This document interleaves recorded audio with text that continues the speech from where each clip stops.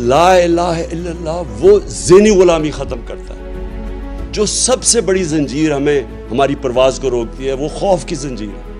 جو انہوں نے 25 مئی کو ہمارے اوپر جو خوف طاری کرنے کی کوشش کی تاکہ ہم سارے چپ کر کے بیٹھ جائیں گے، یہ سب سے بری زنجیر ہوتی ہے۔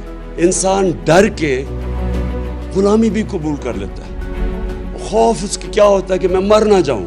کیریکٹر اسیسینیشن کی کیمپین چلائی گئی ہیں پچھلے 26 سال میں، انہوں نے میرے اوپر کیا کیا کیمپینز نہیں چلائیں، لیکن ذلیل نہیں کر سکتے کیونکہ اوپر والے کے فیصلے کے بعد ذلت نہیں آتی۔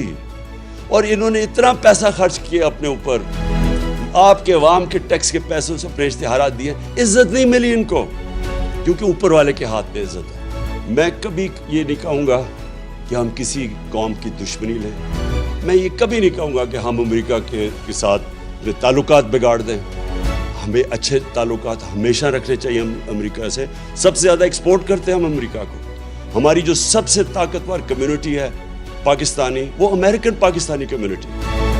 لیکن غلامی، اس سے بہتر ہے انسان مر جائے کہ اگر آپ نے غلامی کرنی ہے۔